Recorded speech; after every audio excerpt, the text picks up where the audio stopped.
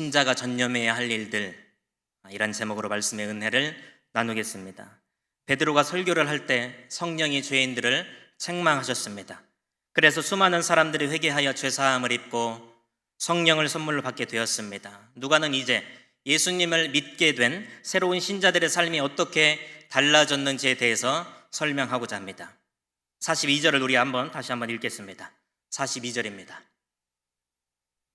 시작. 그들이 사도의 가르침을 받아 서로 교제하고 떡을 떼며 오로지 기도하기를 힘쓰니라. 아멘. 42절은 교회의 특징 세 가지를 말합니다. 오늘 이것만 말씀드리려고 합니다. 세 가지로 보는 견해도 있고요, 교회의 특징을 네 가지로 보는 견해도 있습니다. 교제 안에 떡을 떼는 것을 포함시키면 세 가지가 되는 거고, 떡을 떼는 것을 분리시키면은 네 가지가 되는 것입니다. 교회의 특징 첫 번째입니다. 사도의 가르침입니다. 성도들은 함께 모인 자리에서 사도의 가르침을 받았습니다. 사도들은 하나님께서 메시아를 보내주심으로 결코 구원받을 길이 없었던 이방인들에게도 구원의 길이 열리게 되었다는 것을 강조했습니다.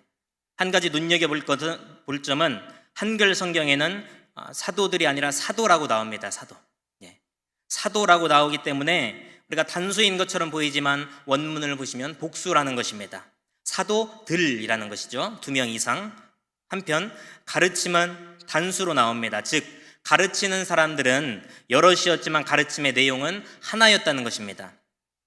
내용의 통일성을 말하는 것입니다. 사도들마다 만약에 가르치는 내용이 달랐다면 혼란스러웠을 것입니다. 대체 누구의 말을 믿어야 되나?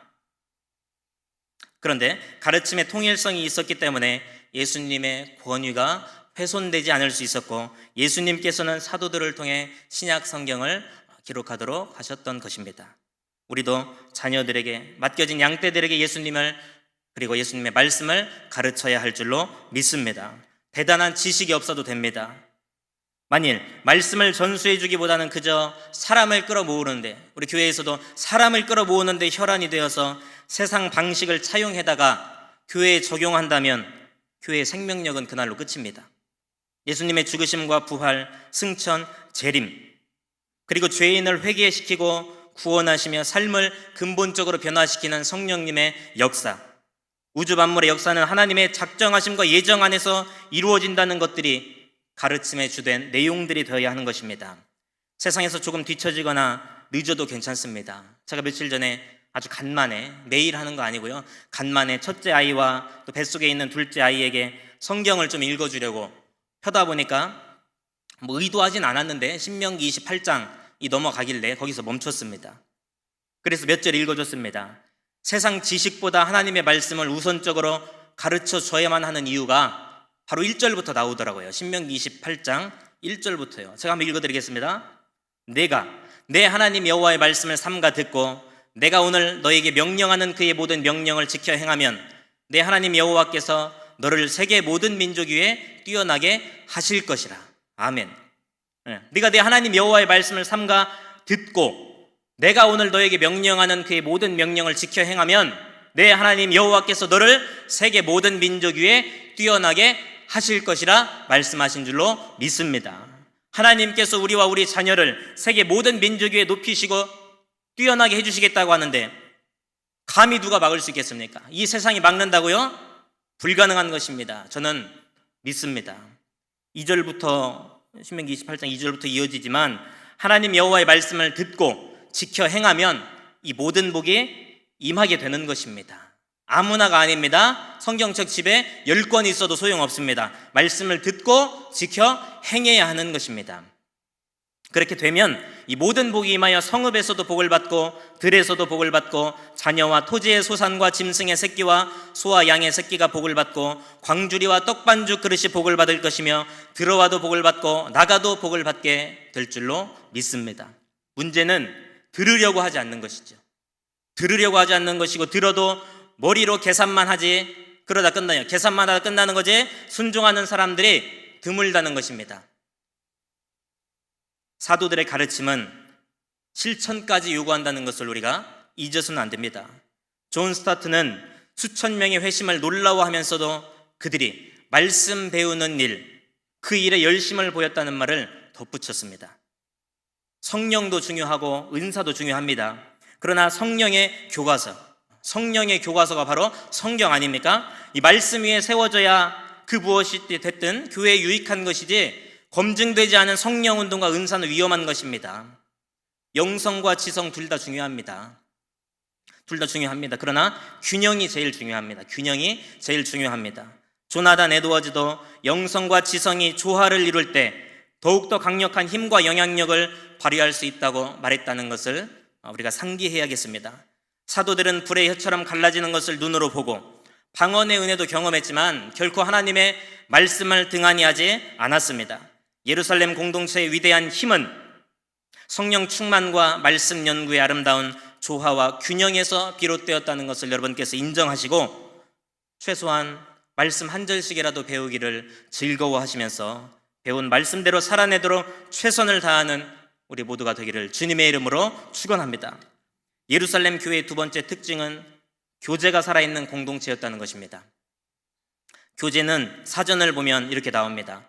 회중의 각 지체가 인격적으로 그리고 형제애로 하나 되는 것이다. 지체는 각각이지만 인격적으로 그리고 형제애를 기반으로 하나가 되는 것이 교제라는 것입니다. 회중도 아무나가 아닙니다. 여기 몇백 분이 앉아 계시지만 성경에서 말하는 회중은 여기에 참석하였다고 회중이 아닙니다. 반드시 성령을 경험한 사람들이어야 했고, 공동체 안에 살며 예수님의 가르침을 순종적인 자세로 따르는 사람들을 회중이라고 한 것입니다. 누가는 무엇보다 교제의 가장 큰 특징으로 44절에서 언급하다시피 다 함께 있어를 꼽았습니다. 교제의 가장 큰 특징이 다 함께 있는 것입니다. 믿는 사람이 함께 있는 것이 교제의 본질이라는 것입니다. 교제는 헬라어로 코이노니아, 많이 들어보셨을 겁니다. 코이노니아인데 이 말은 공동체를 뜻하는 코이노스에서 왔다고 합니다. 그러니까 공동체는 교제, 이퀄 아시죠? 이퀄 표시는, 공동체는 교제라고 해도 과언이 아닙니다. 그러므로 교제가 없는 공동체는 더 이상 공동체라고 볼 수 없다는 것이죠. 코로나 때문에 모이지 못하니까 친근했던 관계도 소원해지고 예전만 못한 것이 사실 아닙니까? 교회를 무너뜨리게 하는 마귀의 전략은 생각해보니까 다른 것이 아니더라고요. 모임을 하나 둘 못하게 만드는 것, 그 마귀의 전략이라는 것이죠. 그러면 점차 공동체에 보이지 않는 실금이 가게 됩니다. 실금이 가기 시작하고 모르는 사이에 그 틈이 조금씩 더 벌어지게 되고 나중에는 쫙쫙 갈라져서 정신 차리고 보면 이미 손쓰기에는 늦어버린 거예요. 이미 다 세상으로 떠나버리고 만 것입니다. 그러니까 못 모여도, 우리가 모이지는 못할지라도, 앞으로는 좀 더 모일 수 있겠지만 모이지 못할지라도 마치 어제 만난 것처럼 서로 관심 갖고 연락을 취하는 일에 열심을 내야 한다는 것입니다. 열심을 내야 한다는 것입니다. 예수님을 구주로 영접한 자들의 교제는 곧 삼위일체 하나님과의 교제인 것입니다. 교제가 없는 교회는, 생각해 보세요. 교제가 없는 교회는 일단 밖에서 볼 때에는 예배도 드리고 뛰어다니면서 찬양도 하고 뭔가 생동감 있게 공동체가 돌아가는 것처럼 보입니다. 그런데 실상 안에 들어와서 보면 교제가 없는 교회는 기둥이 부실한 건물과도 같은 것입니다. 무너지는 건 시간 문제라는 것이죠. 교제는 교회 안에서, 공동체 안에서 기둥의 역할을 감당하는 것이거든요. 전도서 4장 9절에서 12절도 공동체의 끈끈함이 얼마나 중요한지를 이야기하고 있습니다.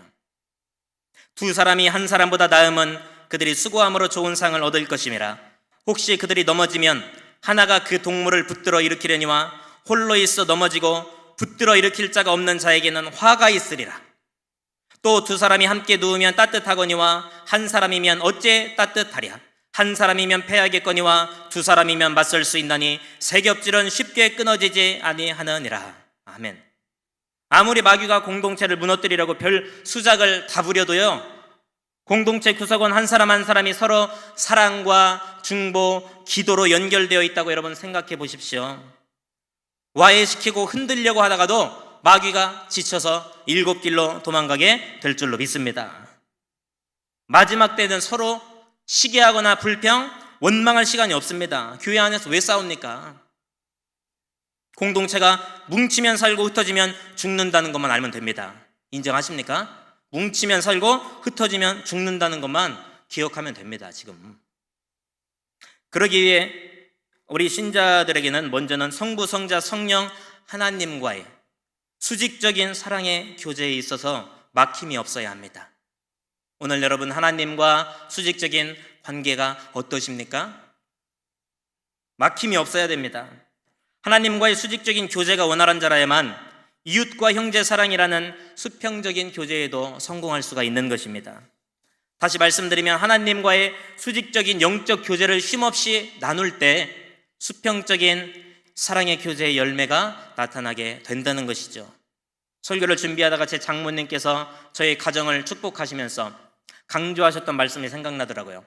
중국에 계셔서 2년 동안 못 만나기 때문에 코로나 때문에 영상통화밖에 할 수가 없는 것이죠.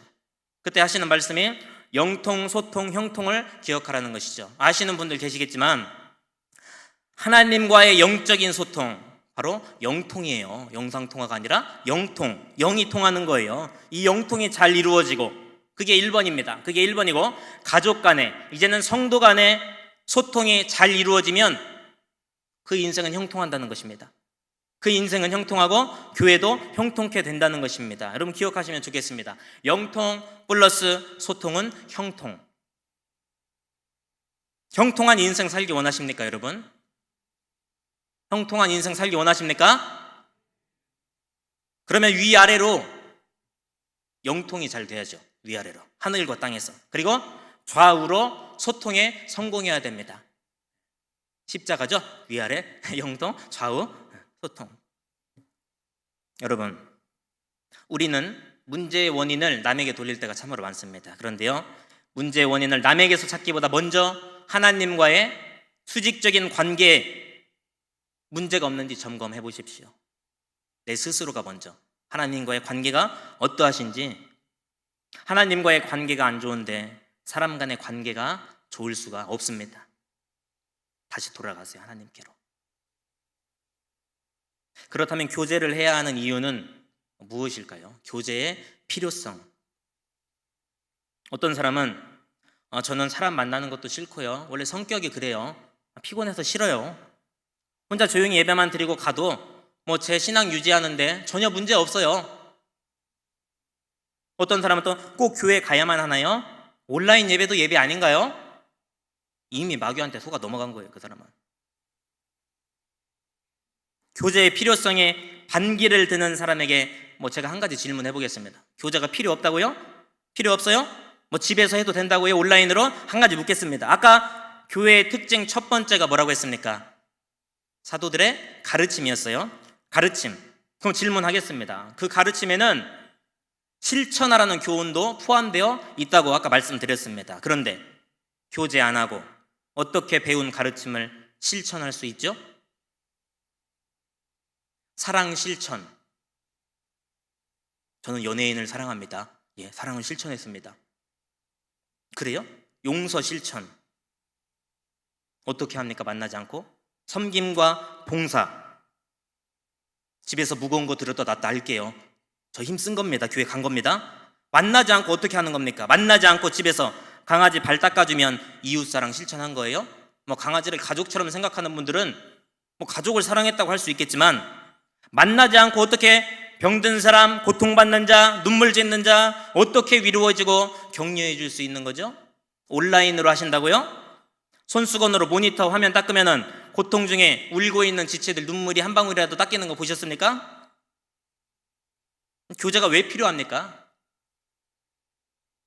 배운 가르침을 실천하기 위해 필요한 것입니다. 배우면 여러분 써먹어야 되는 거예요. 써먹어야 되는 거. 교제의 핵심은 마음을 나누는 것입니다. 선교 헌금도 좋고요, 구제 헌금도 좋습니다. 목사님도 오늘 아침인가요? 어저께인가요? 말씀하신 것 같지만 저도 선교 헌금하고 구제 헌금 하죠. 그런데 봉투에다가 돈만 넣고 줬으니까 내가 할 일은 다 끝났다고만 하는 건지, 아니면 그를 생각하면서 기도하면서 함께 괴로워하고 눈물이라도 흘린 적이 있는지, 최근에 언제 우리가 그랬습니까? 교제는 힘듭니다. 왜냐하면은 마음에 맞지 않는 사람하고도 자꾸 부딪혀야 되잖아요. 에너지 소비도 크고, 뭐 한다고 나를 리더 시켜가지고 오이자고 연락해야 되고 귀찮은데 내 물질, 내 시간도 희생시켜야 되고요. 그러나 교제가 없이는 성숙도 성장도 없습니다. 교제 가운데 들어와야만 내 신앙과 인격의 수준도 진찰해 볼 수 있습니다. 내 수준이 어느 정도 되는지, 또 공동체 영적 수준도 파악해 볼 수 있는 것입니다. 예배 시간에는 아멘 할렐루야 외치고 찬양도 요란하게 하는데 교제할 때 하나가 되지 못한다면, 분란만 일으킨다면 문제가 있는 거 아닙니까?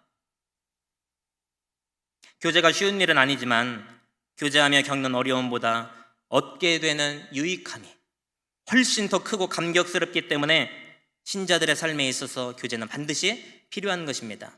교제에 유익한 점이 많이 있지만 무엇보다 몇 가지만 보자면, 교제했을 때 무슨 이점이 있습니까? 유대관계가 좋아진다. 유대관계를 공고히 할 수 있다는 유익이 있고요. 교제가 살아나게 되면 교회로부터 이탈하려는 자들을 막을 수가 있죠. 신앙 안에서 사람을 얻고 그 사람을 예수의 제자로 세울 수 있게 됩니다. 그리고 죄의 유혹을 함께 이겨나갈, 고난을 함께 헤쳐나갈 동역자를 얻게 된다는 거예요. 얼마나 큰 힘 아닙니까, 여러분? 그러면 자연스럽게 공동체는 두 겹줄, 세 겹줄이 되어서 견고해지게 될 줄로 믿습니다. 아까 교제라는 용어가 코이노니아라고 했습니다. 사실 이 단어는 신약에서 교제뿐만 아니라 참여, 어디에 참여하다, 그리고 헌금이라는 뜻으로도 사용되었는데, 이것은 단순히 밥 먹고 차 마시고 하는 친교만을 의미하지 않습니다. 실질적으로 정신적인 참여와 물질적 참여가 함께 이루어지는 것을 말합니다. 그러나 물질적 교제는 정신적 교제가 전제될 때 가능한데, 여러분 제가 쉽게 설명해 드릴게요. 그 예가 44절과 45절입니다. 그 예가 44절과 45절인데, 모든 물건을 서로 통용하고 또 재산과 소유를 팔아 각 사람의 필요를 따라 나눠줬다고 했습니다.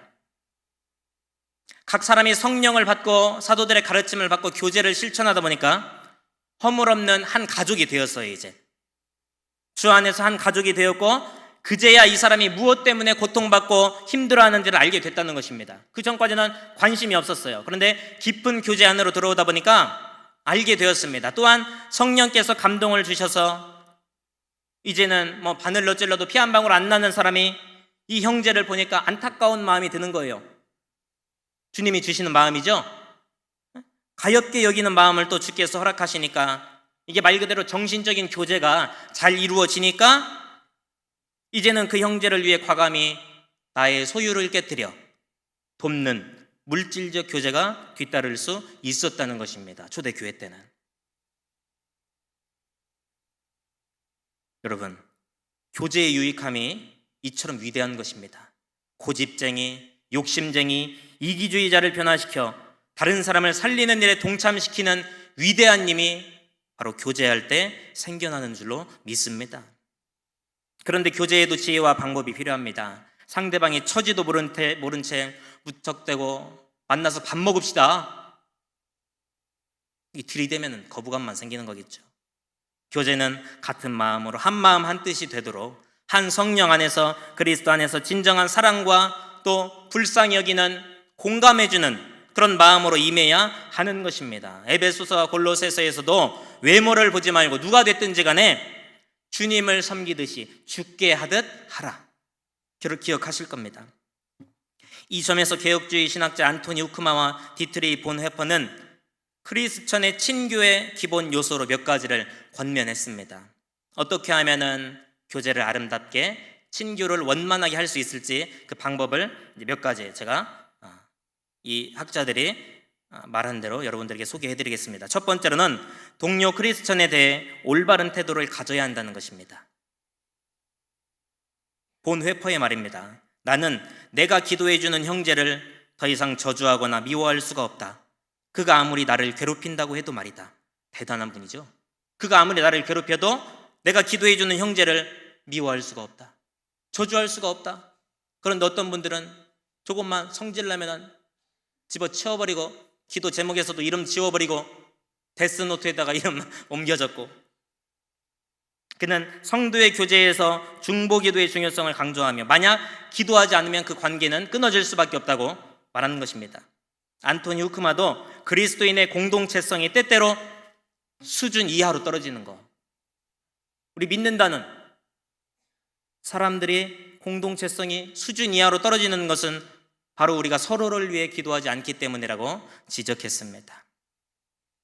두 번째, 상대방의 말에 조용히 귀를 기울이는 태도를 가져야 한다는 것입니다. 미국의 정신과 의사 도널드 스미스는 형제애를 나누는 두 가지 방법을 소개했습니다. 첫 번째로는 깊이 듣는 법을 배우는 것이죠. 성경에서도 말하기는 더디하고 듣기는 속히 하라. 깊이 듣는 법을 배우고 다른 하나는 내 자아를 죽이라는 것입니다. 저도 그렇습니다. 저도 제가 말하는데 마치 다 안다는 듯이 넘겨짚거나 자꾸 눈도 안 마주치고 다른 데 쳐다보거나 제가 말만 하려고 하면 말 끊으면 저는 더 이상 깊은 얘기 안 합니다. 그런 사람과 무슨 깊은 교제를 나눌 수 있겠습니까? 입장을 바꿔서 생각해 보세요, 여러분. 제가 속이 좁아서 그런 것도 있지만 근데 말은 이렇게 해도 다 들어줘요. 본회퍼도 하나님에 대한 사랑의 시작은 하나님의 말씀을 들을 때 하나님과의 사랑이 시작되는 것 같이 형제를 향한 사랑의 출발은 그들에게 귀를 기울이는 데서부터 시작한다고 말했습니다.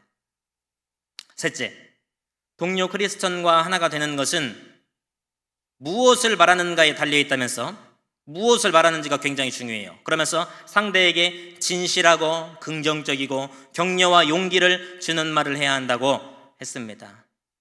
저도 또 그렇습니다. 늘 짜증만 내고 투정 부리는 사람, 해보지도 않고 안 된다고 확신하는 부정적인 사람과는 저도 멀리하려고 합니다. 저까지 전염되거든요. 부정적인 좋지 않은 효과는 금방 퍼져버립니다. 밥 먹을 때도 반찬이 어쩌니 저쩌니 말 안 하고 저 그냥 감사해 먹으려고 노력하고요. 지금 이 시간에도 북한과 아프리카에서 굶주려 죽는 사람들이 한두 사람입니까? 양심이 있다면 어떻게 투덜거릴 수 있겠어요? 이 감사의 계절에 감사의 제목들이 이렇게 많이 앞에 쌓여 있는데, 아이들도 무시하지 않고 존중하고 실수해도 격려해 주려고 노력하는 거예요. 잘 되진 않지만 노력합니다. 그들의 가능성도 짓밟지 않으려고 하고, 왜냐하면 지금은 코 찔찔이 이런 어린애들이지만 하나님께서 이 아이를 어떻게 위대하게 사용하실지 모르거든요. 제가 어저께 퇴근하면서 붕어빵을 사러 갔습니다. 그런데 옆에 아주머니 손님께서, 저 모르는 분이에요. 목소리가 굉장히 좋으시네요. 저는 겸손해하려고 하는 것이 아니라 전 솔직히 제 목소리 마음에 안 듭니다. 그래가지고 설교도 다시 안 봅니다. 다시 안 들어요, 제 설교도. 이거 진심입니다. 그러면서 제가 예, 감사합니다. 또 하시는 말씀이 뭔가 품격이 느껴지는 목소리?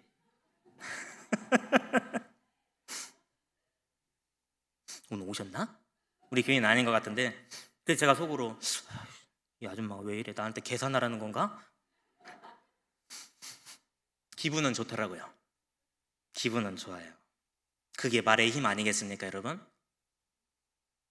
내 안에 예수님이 계신다면서 어찌 악과 독을 머금은 말을 할 수 있겠습니까?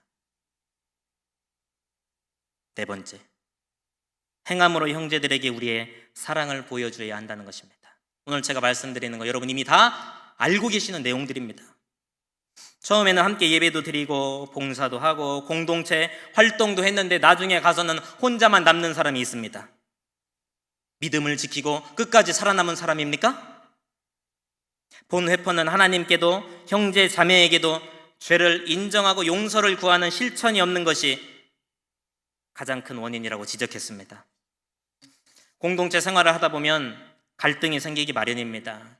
중요한 것은 어떻게 해결하느냐입니다. 다른 사람 지적질은 그렇게도 잘하면서 내 죄와 실수는 조금 더 인정하려 하지 않고 변명 만들어 놓고 다른 사람 탓만 하다 보면은 종국에는 다 떠나고 그 사람 혼자만 남게 되는 것입니다. 근데 못 깨닫더라고요.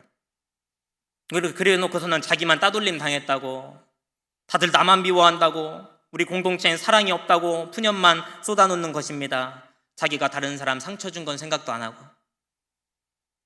이 외에도 많이 있겠지만 오늘 말씀드린 교회 안에서의 건강한 교제를 위한 비법 4가지 기억하시면 좋겠습니다. 그리고 실천해 보시면 좋겠습니다. 정리해 드릴게요. 동료 크리스천에 대해 올바른 태도를 가지는 겁니다. 선입견도 다 버리고요, 올바른 태도를 한번 가져보십시오. 그 다음에 상대방의 말에 끝까지 진지하게 경청해 보십시오. 가급적 상대의 좋은 면을 보고 말을 예쁘게 한번 해보십시오. 4번째로 자존심 내려놓고 내 죄와 실수를 깔끔하게 인정하며 배운 말씀을 실천해 보자는 것입니다.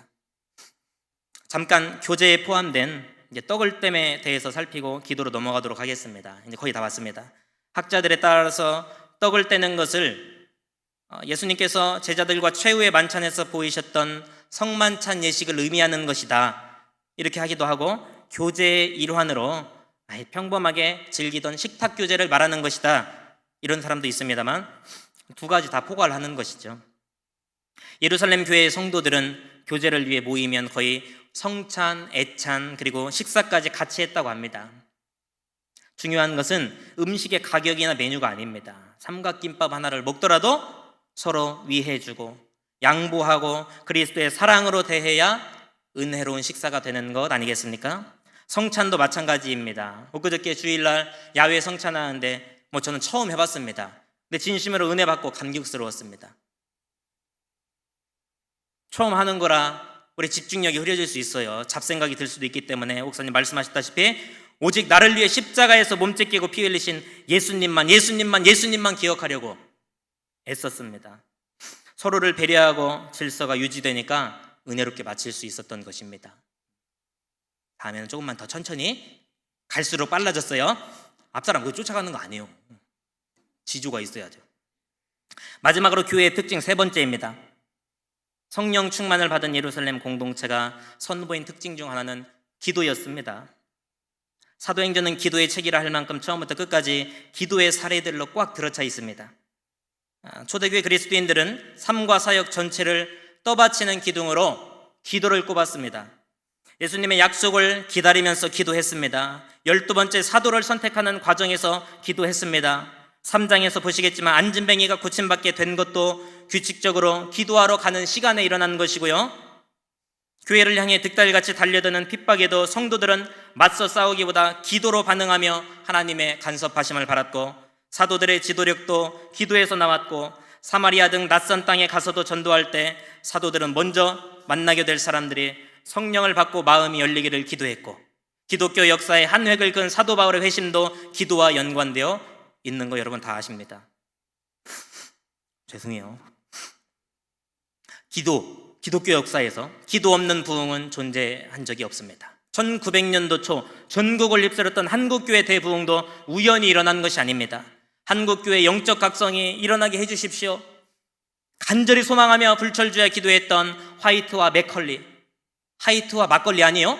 화이트와 맥컬리라는 두 여선교사의 기도회가 없었다면 과연 대부흥이 일어날 수 있었을까 할 정도로 뜨거운 기도 모임이 있었다는 것입니다. 예루살렘 성전에서도 아침 제사를 위해 짐승을 잡아 죽인 후 향을 피우면서 제사 전에 기도 모임, 대중 기도 모임을 했다고 하고요, 또 각 지역에 흩어져 있는 디아스포라 회당에서는 자기들의 건물들을 다 기도하는 집이다, 우리 회당은 기도하는 집이다 라고 불렀다고 합니다. 기도는 전에도 많이 살펴가고 앞으로 사도행전 끝날 때까지 수시로 나올 것이기 때문에 여기까지만 하도록 하고 이제 말씀을 마무리 짓도록 하겠습니다. 오늘 예루살렘의 신생 교회 공동체의 특징 3가지를 살펴봤습니다. 정리하는 거죠. 사도들의 가르침, 그 다음에 교제, 그 다음에 기도였습니다. 간과해서는 안 될 것이 있습니다. 이 3가지 항목은 결코 분리시켜서도 안 된다는 것입니다. 사도들의 가르침, 즉 말씀이라고 하겠습니다. 그냥 말씀 그리고 교제와 기도는 하나입니다. 말씀, 교제, 기도는 하나입니다. 기도와 말씀에 빠진 교제는 기도와 말씀에 빠졌어요. 그리고 모여서 먹고 마셔요. 세상 동호회 모임과 뭐가 다릅니까? 그리고 말씀으로 교제는 하는데 기도가 빠져 있어요.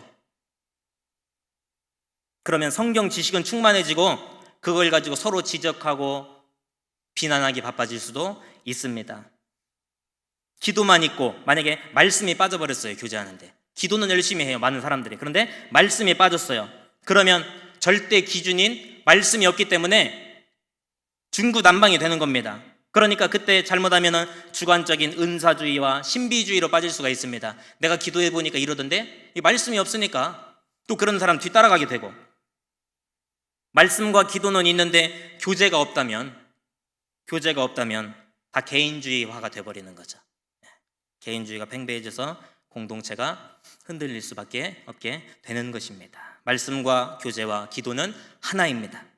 성경이 우리에게 말씀하는 것, 시대가 변해도 주님 다시 오시는 날까지, 오늘 제목처럼 신자가 전념해야 할 일들, 여러분 다 신자이십니까? 그렇다면 우리가 전념해야 할 일들이 바로 말씀과 교제와 기도인 줄로 믿습니다. 이 사실을 가슴에 깊이 새기시고 말씀과 기도로 자신을 단련하시고 교제를 통하여서 배운 것들을 하나하나 녹여내시고 실천하심으로 건강하고 행복한 공동체 세워나가시기를 주님의 이름으로 축원합니다. 우리 한번